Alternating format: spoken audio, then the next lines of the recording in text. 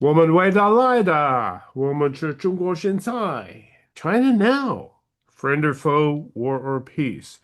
With Nan Su, who is the senior investigative reporter for Epoch Times, and Michael Olson, who is a longtime China fan, wanted to go there, help China, help Mao Zedong open the place up. But by golly, he said, no, you, Olson, you don't want to come here. So I didn't. Well, there we go, Nan Su. As I said, having written a World War II history of the Pacific Theater, what I saw happen in 1941 when the world was building up to war and finally it blew up is so similar to what I see happening today.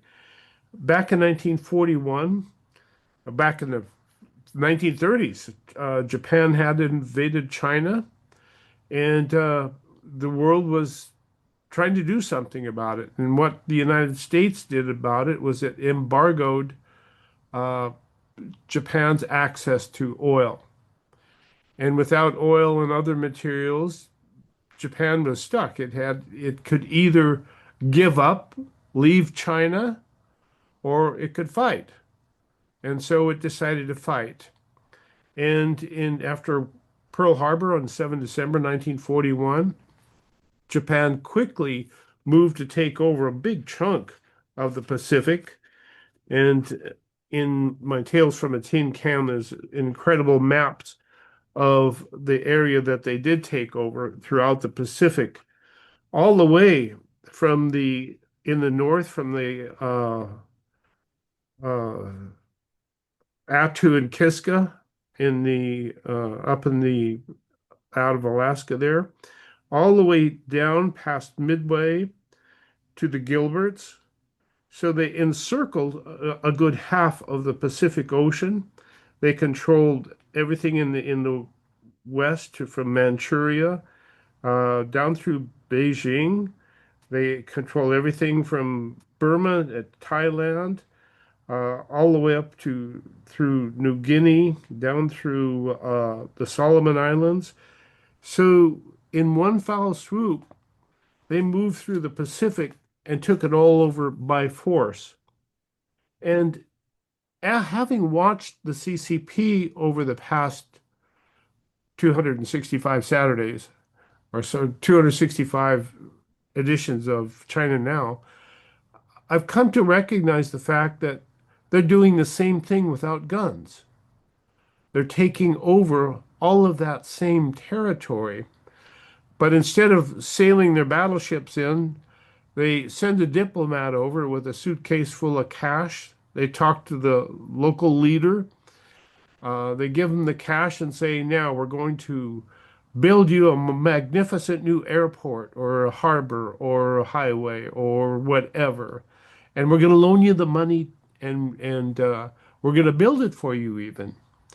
And all you have to do is take this money and smile.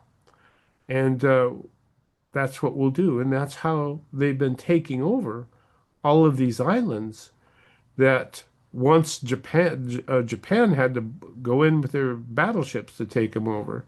So it seems to me like we are in a World War III, in that we are at war for these island positions, and if China wins them, they will be as strong as Japan was in 1941 in controlling the entire Western Pacific.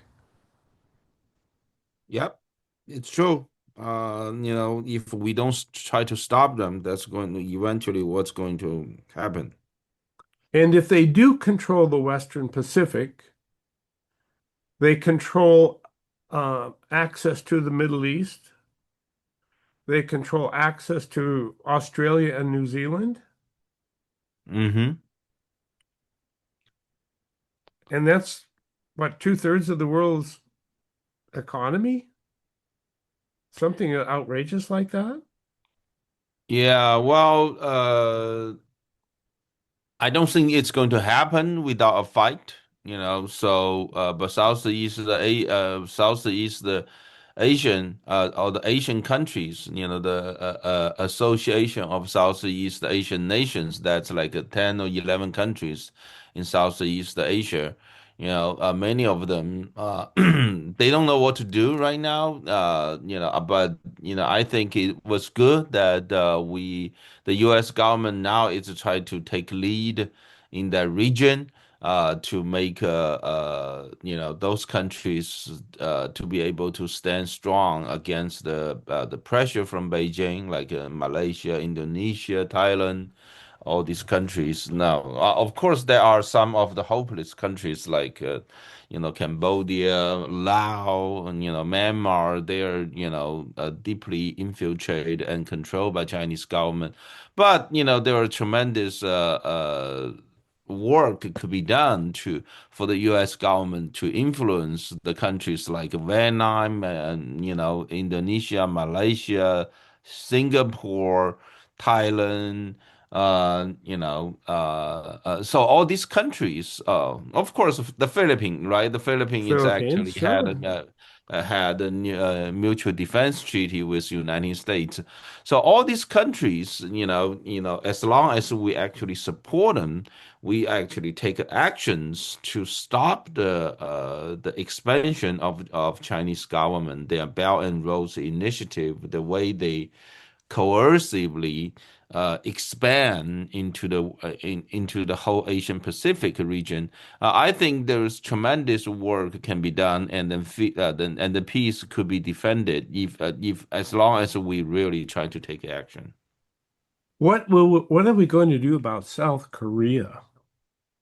South Korea was Yeah, the South Korea, one of our they have like the government that's really, they elected a president, earlier this year, which is try to be buddy with United States. I'm sorry, with China. yes. We want to help them because we do have a treaty with them, mutual defense treaty. But keep in mind, I think, it's a choice for the Korean people to make, right? The situation of losing South Korea, it's not as severe as losing any of these Southeast Asian nations because they are all around in all these Southeast Asian nations, they are all around the South China Sea, especially Taiwan, that's Yeah. right at the exit or entrance of South China Sea, depending how you look at it. And so the whole first island chain from Japan to Taiwan, to the Philippines, and then the countries around South China Sea. This is strategically a lot more important for us to keep China and Russia contained. Yeah. Now, South Korea, I'm just truly hope that they will make the right decision. Who they're going to support, what kind of a policy they want to support. If they still want to, hey, the worst come to the worst it's just that we're going to fight the war against China and Russia without them. Well, hopefully, it was I was really amazed at the extent to which the South Korea has apparently did an about face forward march. Lawmakers from the Democratic Party of Korea, which holds the majority of the seats, put forward a bill in early November that would criminalize anti-China hate speech, with offenders facing jail time or heavy fine. In the meantime, the newly elected president, has ordered police to strengthen the crackdown on groups and individuals who express anything deemed anachronistic discrimination and hatred, which is a euphemism for patriots who dare to protest any voice or opposition to Chinese infiltration. So even the Global Times is speaking up in support of this new anti-hate speech. So it's kind of really frightening because you see the same thing happening in England now, where they're arresting people for saying the wrong things. And in South Korea, they're starting to arrest people for having anti-Chinese marches, wherein they allow pro-Chinese Communist Party marches with no problems at all. So it really seems like our South Korean friends have made an about face forward march. Also, Yeah, well, you can, they have to make their choice. It's like God told Adam and Eve not to eat apple, right? But but you have the right to do it. You you you have the just right have to to do bear it. the consequence of it. Yeah, so they did. All right. Well, I wanted to bring that up just because South Korea is a major, has been a major ally of ours, and all of a sudden, uh, they're looking toward the dark side, and it's kind of frightening when it gets right down to it. So let's pick up the story then about the Chinese Communist Party's wooden navy. And that, of course, we're speaking about China's maritime deep water fishing boats. We've talked about this quite a bit through the years that we've been doing in China now, because those boats participate in the same military that everybody does. Everything in China is beholden to the military under the principle of the United Front, correct? Uh, not the United Front, because the United Front it's a project really to reaching out to the unfriendly group or man. Well, I take it back. Not unfriendly group, the group in the middle ground. You know, who are in the middle position. So that's the target of United Front work project. It's like somebody like a South Korean president. That South Korean legislature, that kind of taking the middle ground position. Right. That will be the target of CCP's United Front Work Department. So they trying to gain their trust, generate mutual interest so they can work together on something. So they can, so in the future, when it comes to certain decisions, they could be those people could make decisions on the side of CCP's interest. Now, the maritime, fishing boat of China, now it's a part of the Chinese government's military force, And our but friend they're Anthony, yeah, they're militia force. yes. So that's why it is traditionally, It's like a national, it's like the Army Reserve or something like that. yeah.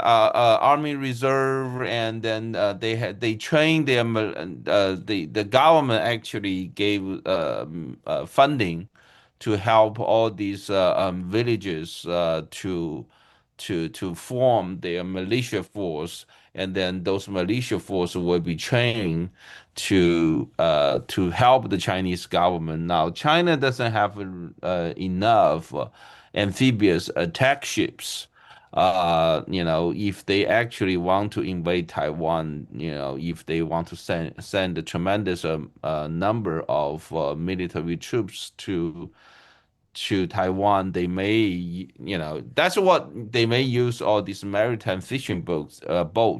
That's what they did, back in 1940, I believe 1949 when the Chinese CCP military crossed the Yangtze River. The Yangtze River, it's the number one, the biggest river in Right. China, and coming down, trying to defend the Republic of China government, which is in Taiwan now. But at that time, they still hold, they still held half of China. The northern part was held by the CCP government, and the southern part was held by the Republic of China. And then they are facing each other, and so they're using basically all these fishing boats, cross the river. Of course, it's a lot. narrower than Taiwan Strait today, right? So, um, and they make the attack. They made they successfully across the Yangtze River, and then they pushed the Republic of China government flee to Taiwan, right? So nowadays they trying to repeat the story. They will, if they, I don't know how they're going to do it, because those maritime fishing boat, uh, although they are the deep water fishing boat, they are very vulnerable. They're just the wooden boats, right? Wooden boats. Yeah, if you have nowadays you are facing what? Not just mines, or the mines in the water. How do you call it? And Well, in that respect, if these mines are key to detect metal and you have wooden boats, maybe they would be mine proof. I don't know. We don't know, right? So I you have don't know. mines, and then now you have drones. You have, they have different kind of like unmanned underwater vehicles. They can make attack. So I don't know how they're going to survive, because it will take like 6 to 8 hours for those maritime a fishing boat to cross the whole Taiwan Strait. It's like almost 100 miles of Taiwan Strait, and then if they are under attack, it just take a I uh, guess so. It's very yeah. interesting. Well, the interesting thing about them to me, Nan Su, is the extent of outreach they give the Chinese Communist Party because there's just a huge number of them. Our friend Anthony Graceffo, who we've had on China Now a number of times, writes in the Gateway Pundit that militia vessels have played essential roles in confrontations with the Philippines, Vietnam, and Japan, helping China seize or consolidate positions at Mischief Reef, Scarborough Shoals, and other disputed features. Swarming, rafting, and long-term anchoring are used to intimidate rival claimants and secure claims without firing a shot. That's what I meant by World War III without firing a shot. These actions have been condemned globally as violations of international law, but pushback has not yet convinced China to stop that practice. And anyway, the scale, this is what's interesting. The scale of China's fishing and militia fleets is difficult to determine. Government figures put the number of distant water vessels at roughly 2,700, while external estimates range from 6,500 to over 16,000, depending on the methodology. Broader counts of all Chinese flag fishing vessels exceed 50,000. At the high end, some assessments suggest that as many as 200,000 vessels could be mobilized in a crisis. Regardless of the exact figure, the fleet's size, civilian appearance, and tendency to operate without transponders make it difficult for the world to monitor them. Even with satellite imagery, the number and dispersion of vessels makes comprehensive surveillance nearly impossible. So I guess that takes us back to the tactic of swarming, which is It's not only the maritime fishing boats, right? You have right. those freight, those commercial cargo ship, right? Cargo ships, yes. Yeah, they still could be used, because it's all it takes is just Xi Jinping make a phone call, right? They could be mobilized. So we don't know what kind of capacity that's facing us. But one thing we do know is they don't care if those military die. We learned that Right. lesson. Back in during the Korea War, right? Korean The War. Korean War, they will have like tens of thousands of them just rushing, all just make It's the attack. swarming. Yeah. So Yeah, it's like yeah, swarming. and then they will like have like 20,000 people die, and then eventually like a couple hundred, 300 of them will overtake that the wherever the area they want to take, right? So they don't care. That's one thing we need to be careful, because we need a lot of weapons for U.S. military in southern Japan, like in Okinawa, in those regions. We need a lot. We need to really have our U.S. men and women in service really better and enough equipped so that they can defend themselves. And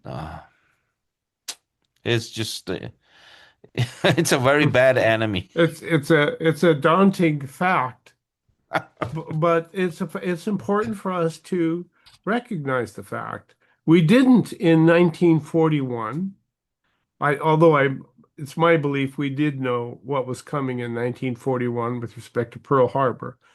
Uh, we knew it was going to happen. We just didn't know where.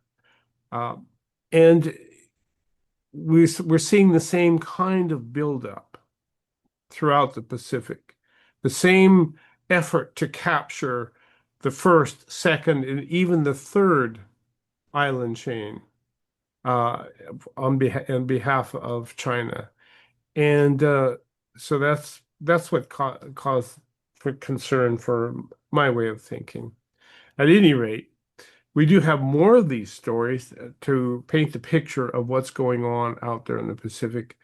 And so what we're going to do is take a quick break. And when we come back, and Nan Su has a story about China and Japan facing off. There's some disputed islands, and that, of course, includes those small boats that we've been talking about. So do stay tuned. This is China Now. We will be back in 2 minutes and to talk about what we see as the buildup for World War III in the Pacific. Frightening thing to contemplate. So do stay tuned. Maybe we'll find some sunshine in it. Handcrafted art, crafts, jewelry, antiques, toys, plus food and so much more. The Holiday Craft and Gift Fair returns just in time for unique shopping this Friday and Saturday, noon till 9 p.m. at the Santa Cruz County Fairgrounds. Your gift fair admission allows you to walk through Sparky's holiday lights each evening. The Holiday Craft and Gift Fair this Friday and Saturday at the fairgrounds. Information and tickets available at fairgrounds-foundation.org.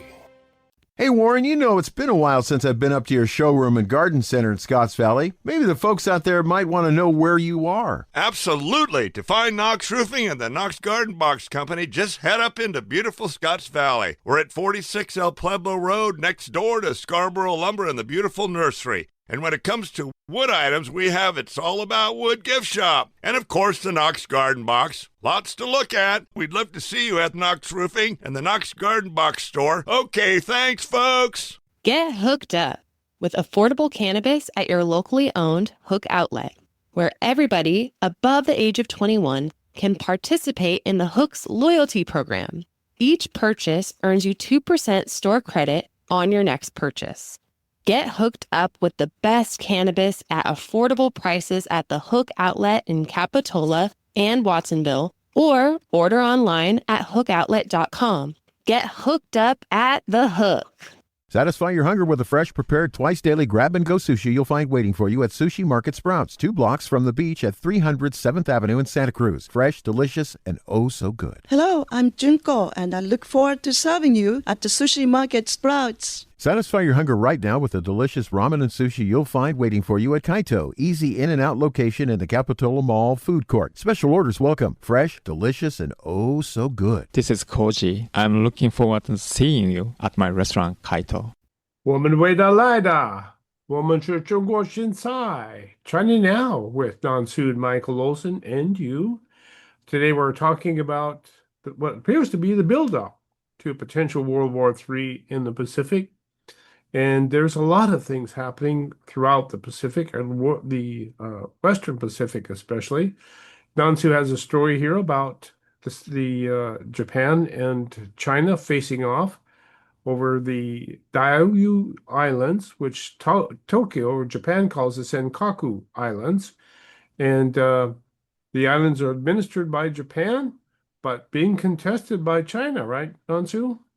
Yeah, yeah. China, consider that's a part of the territory, belong to China.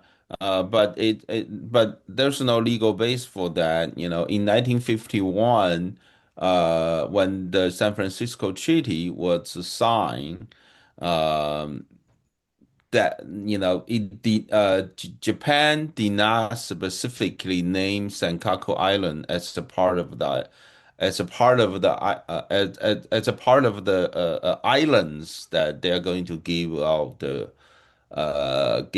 the sovereignty in, and also I think the San Francisco Treaty, Senkaku Island was grouped together with Okinawa Islands.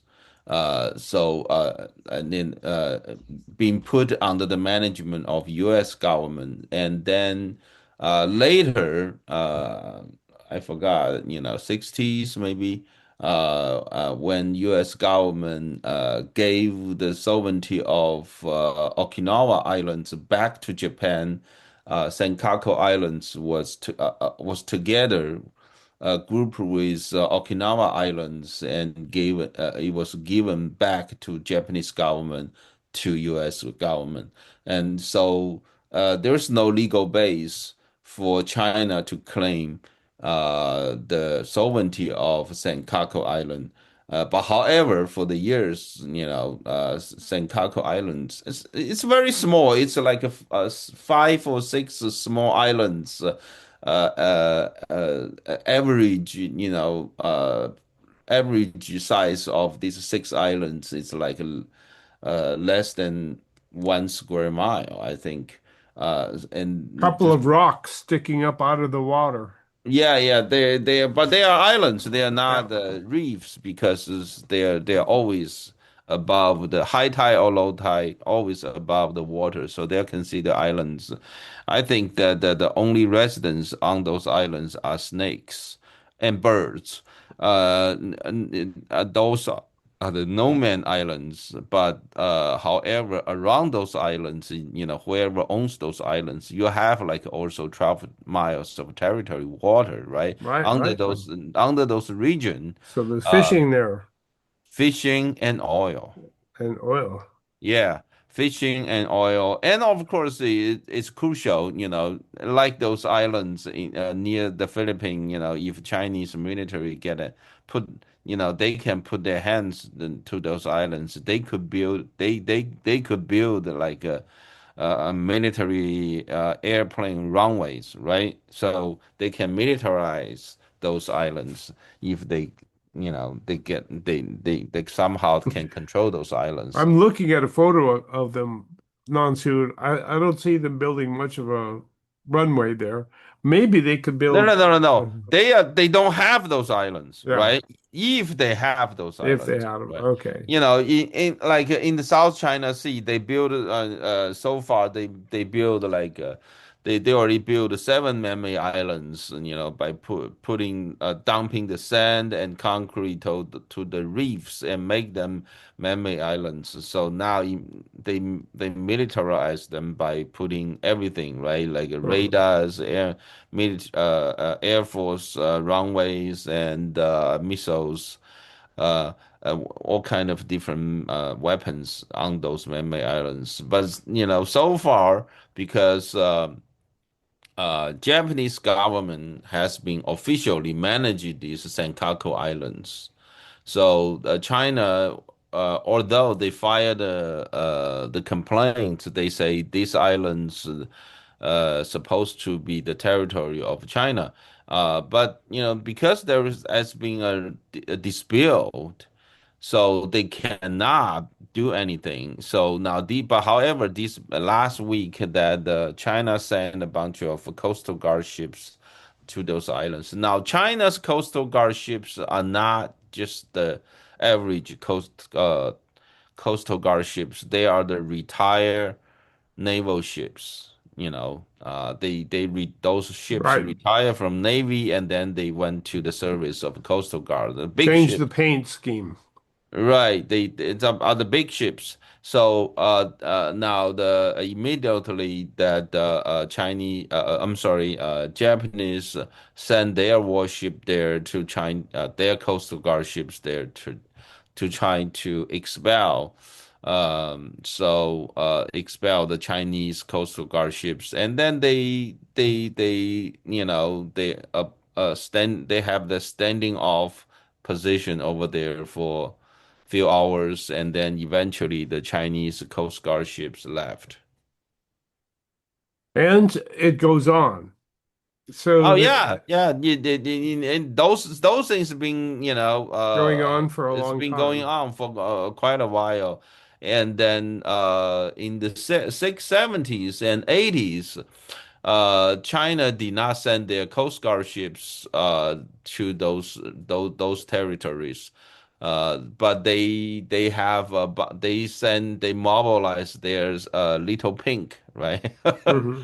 They mobilized their little pinks. They took those maritime fishing boats, and then they will go to those islands. They will put the communist China's flag to those islands, and then they will leave. And then the Japanese government tried to push them away, but because it's too much effort.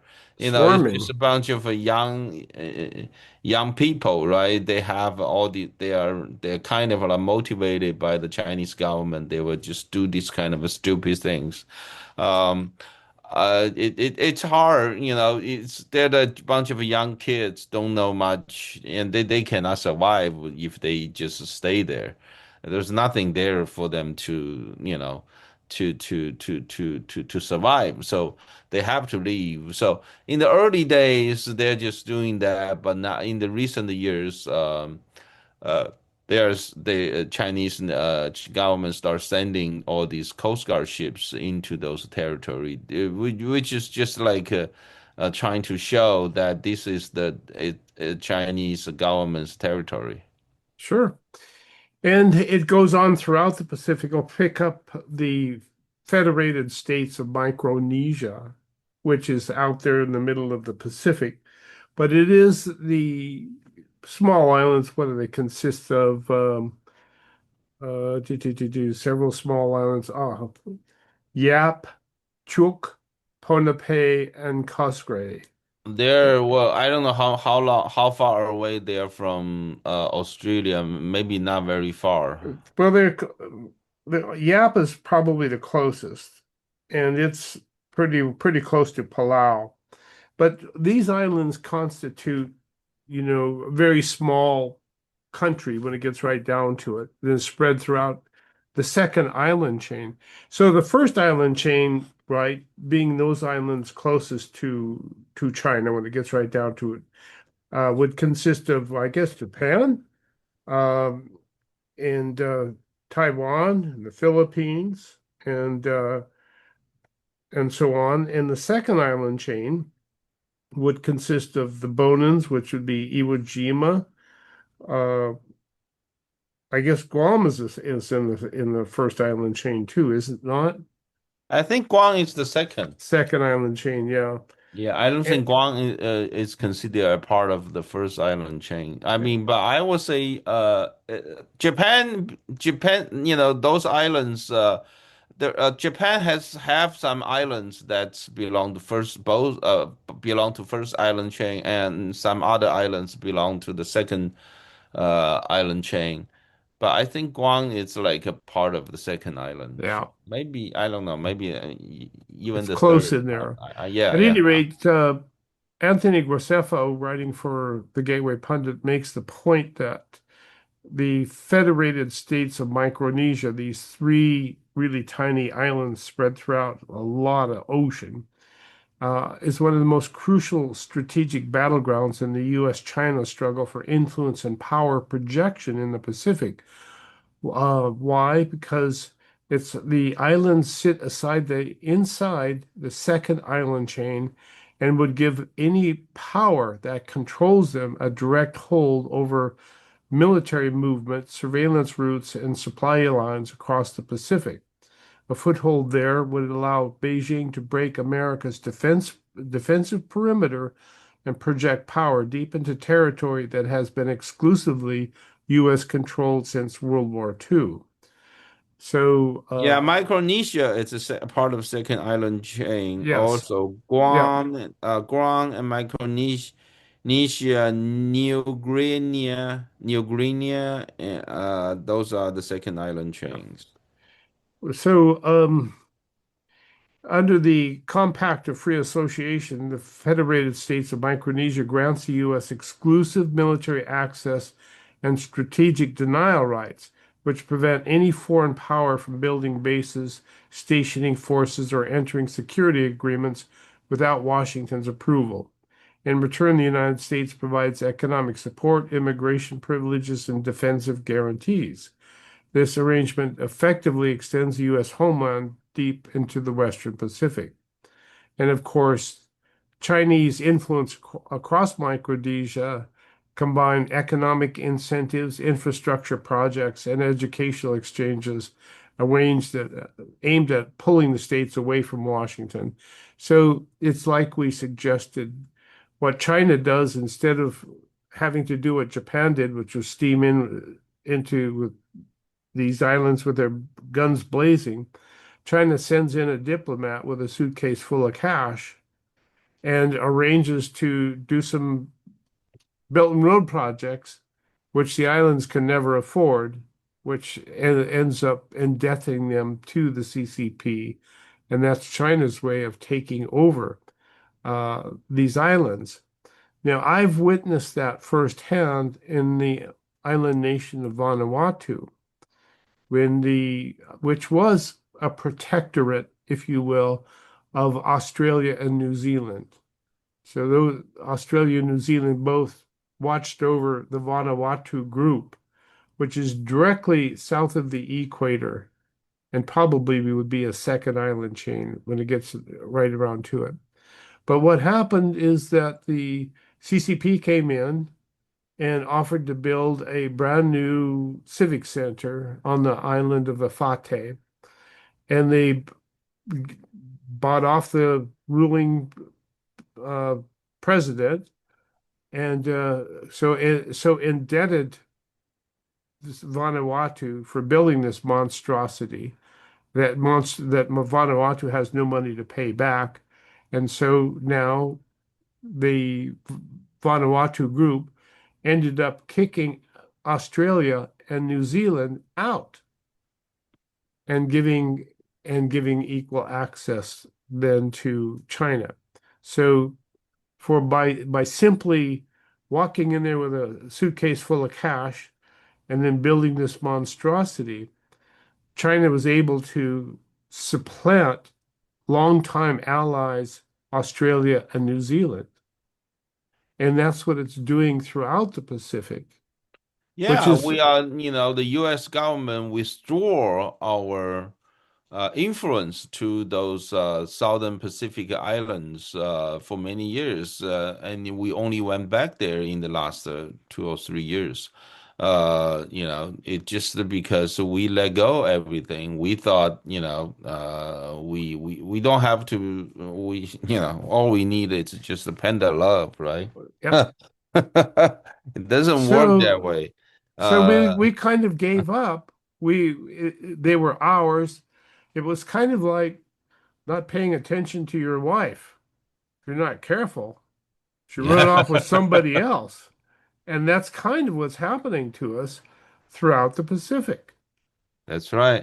So it's good that the U.S. government's trying to, uh, uh, get our influence back there, into those islands. And those islands are very important. They're important. Strategically, it's the Yeah, Pacific. strategically important for military and for natural resources, for a lot of reasons, geopolitical.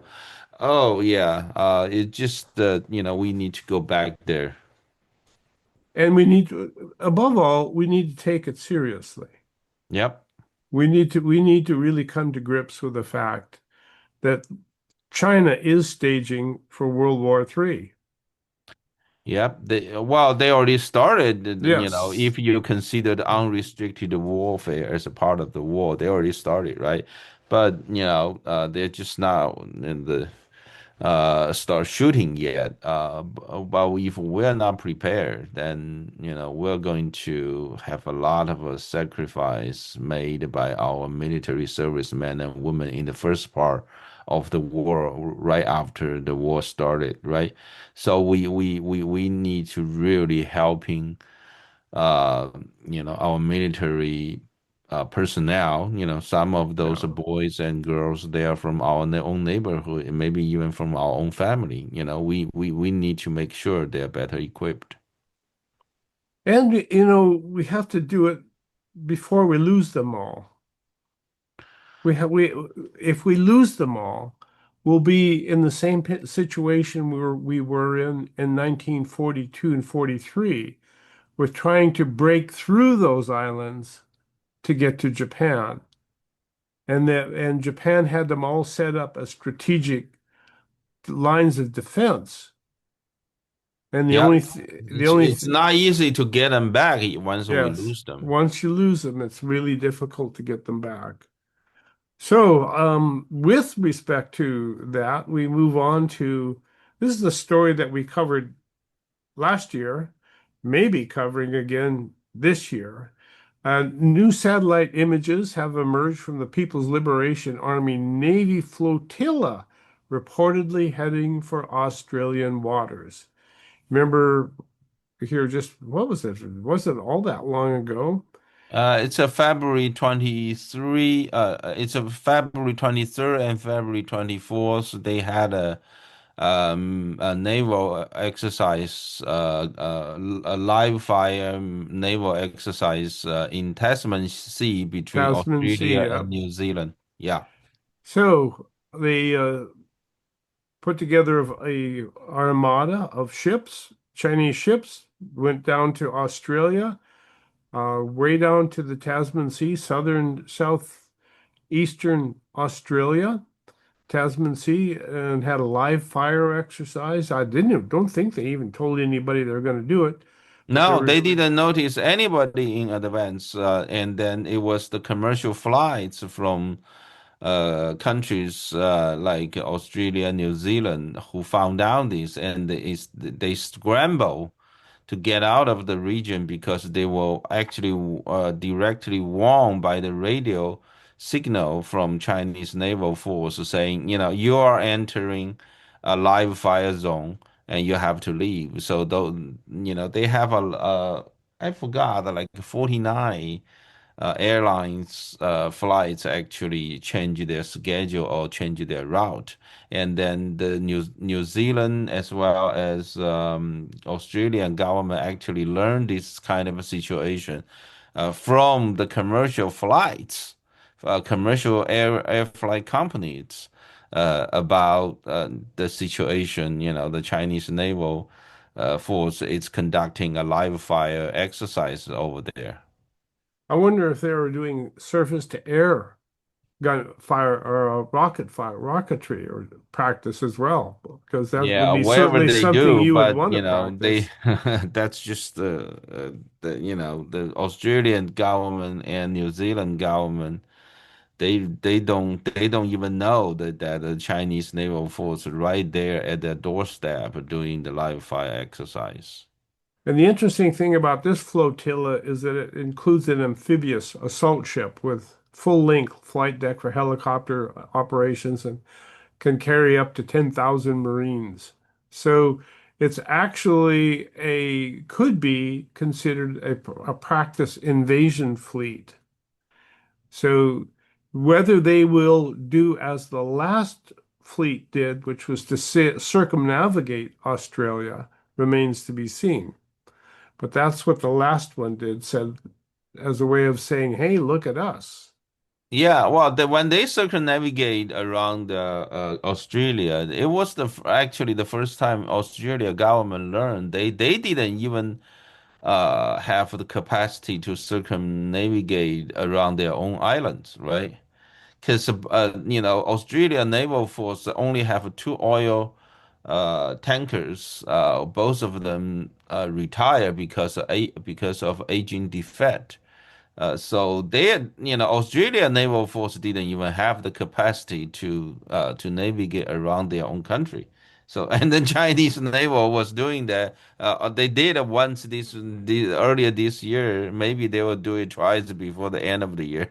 Well, they're rigged up and they have a fleet out there just to the east, just to the west of, I guess to the east of the Philippines. So they're outside the Philippines. Yeah, And they're always there. They're always there, right? yeah, they're always around the Philippines. Yeah, Philippines it's by buying, Yeah, the 260 nautical warship. miles east of the Philippines. Yeah, Philippines it's purchasing warships from South Korea and so trying to gear up, you know, to be prepared. If we lose South Korea, it's not the end of a war. But however, South Korea now it's helping us to rebuild our shipbuilding industry. Right, right.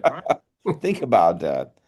We don't even know how to make ships anymore. How do we actually win? It'd be shame for us to, when we go to the heaven and then facing our ancestors here, Americans, it will be shame for us to say, hey, we don't even know how to make ships anymore. You think about that. World War II, it was American women.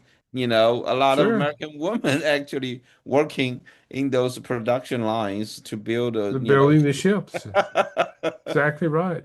So now we don't even know how to do it anymore. This is just Well, it goes in incredible. line with everything else we've done wrong, which was to give everything we could do to China because they Yeah, could do it cheaper. yeah, And that way we could get rid of dirty industry and think well of ourselves. And some of us made a lot of money by doing that, by going to China. yeah. I know, And sometimes I kick myself in the butt for not being one of them. But I don't think I would have survived very long, Nan Su, because I don't think I could I don't think I could have been a good little pink when it gets right down to it. Because I'm always disagreeing, and that's my nature. And it's not the nature of a good communist to be disagreeable when you're disagreeing. You must just get along and so it's been what do you think is going to shape up here for the rest of the year? Do you see anything Well, on I the think these horizon? things is going to still going a while, that the Japanese and the Chinese government they're going to have this debate. But it's a good thing that the Japanese the new female Japanese Prime Minister Takaichi, who just swore into her office in October, right? Right. Already Uh, she's in all just kinds like of less than 2 months, and she enjoy a very high. The latest survey shows she got like a 75% of supporting rate. Hey, she got a lot higher supporting rate than Trump, and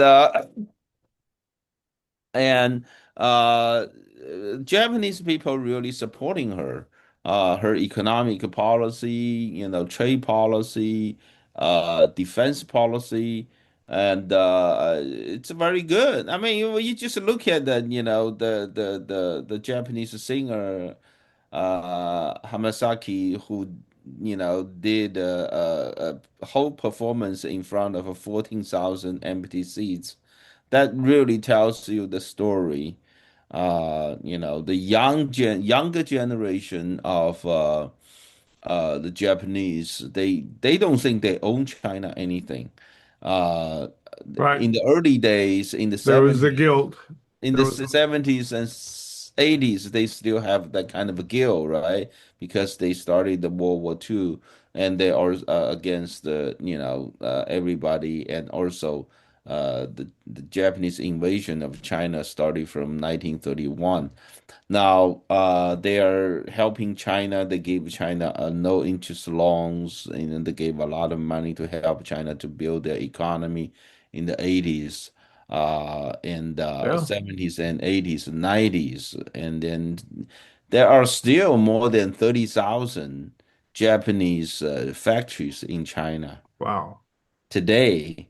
I think it will be fool for the Chinese government to push them out. Think about these things. Think about this from the economy side of it. 30, those I believe it's actually total 31,000 Japanese factories are still in China today, and those are not small factories. Those are the big factories. Those are the factories. Some of Sure. them are like thousands of people, right? So you gotta like you just say 500, just say let's just do a quick estimate, just say 500 people each factory. That will be like 15 million jobs if they push those factory out of China and then send them back to Japan. Those countries have no problem. Just leave China, go to Southeast Asian nations. Those countries will love to receive them. Malaysia, Indonesia, Vietnam, Thailand, the Philippines, they love to have them. Um, Because so they're now growing like China grew. yeah, yeah, So they're and boom times. Vietnam, and maybe India even. Oh. So they love to receive them. Now, it would be full of Chinese government, but hey, Xi Jinping is just that kind of a person. To be politically correct, from the standpoint of fundamental communist principles. And he's never done much that has made economic sense for his people either when it gets right down to it. That's Well, it. one story that we should be picking up, we should bear in our on our sights, is the CCP support of Venezuela and Trump's effort to get Venezuela to stop selling us China's fentanyl. So I think that's going to be one story we'll have on the hot plate for next week. Well, yeah, the U.S. Military actions near Venezuela. Venezuela. It's not only for drugs. I think it's strategically important for us to really go back to the Caribbean region. And Now, fight for it. U.S. And fight for military it. reopened its military base in Puerto Rico. Right now, they're reopening. Wow. That's just across the Caribbean Sea, from Venezuela. Venezuela. Yeah. Yeah, so now with all everything. Now think about this. The first thing Trump did was to try to take back the Panama Canal, right? And But and however, that so that's probably something we should pick up next week right, right. because this week we're out of time. Folks, this has been China Now with Nan Su Michael Olson. And who knows what's going to pop up this week to make next week's show very interesting for you. So stay tuned. See you next week, same time, same place. 再见.